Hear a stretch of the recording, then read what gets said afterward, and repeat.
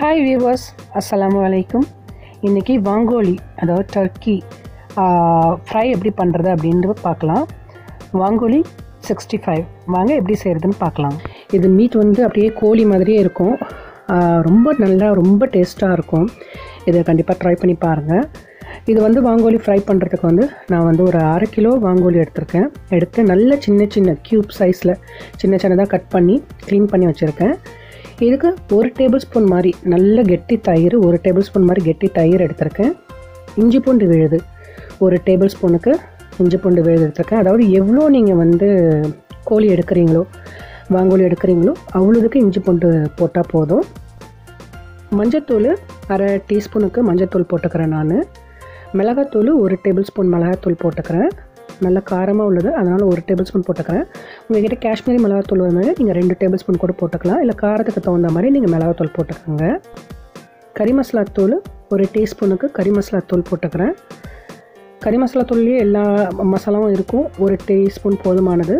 அடுத்து மல்லித்தூள் 1/2 டீஸ்பூனுக்கு மல்லித்தூள் போட்டுக்கிறேன். உப்பு தேவையான அளவு இதுக்கு வந்து நான் வந்து 1/2 டேபிள் ஸ்பூன் அளவுக்கு உப்பு போடுறேன்.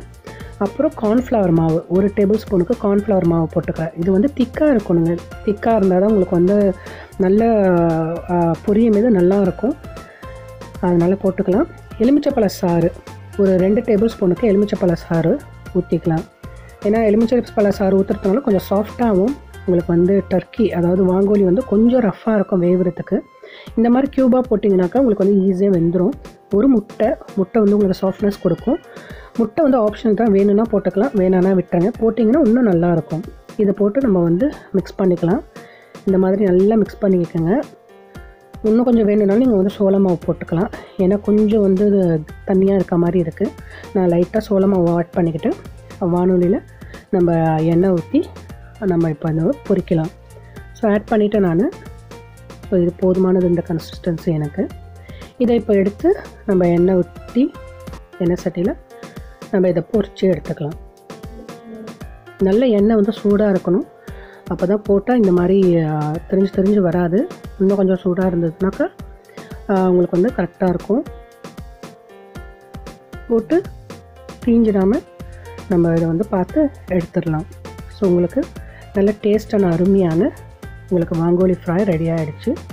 இதுக்கு நீங்கள் வந்து கெட்சப்பு இல்லை வந்து ரசம் சாதம் அந்த மாதிரி உங்களுக்கு சைட் டிஷ் எதுக்கு வேணாலும் நீங்கள் தொட்டுட்டு சாப்பிட்லாம். எப்படி இருந்ததுன்னு கண்டிப்பாக மறக்காமல் கமெண்ட் பண்ணுங்கள், லைக் பண்ணுங்கள், ஷேர் பண்ணுங்கள், சப்ஸ்கிரைப் பண்ணுங்கள். தேங்க்ஸ் ஃபார் வாட்சிங். அஸ்ஸலாமு அலைக்கும். பாய்.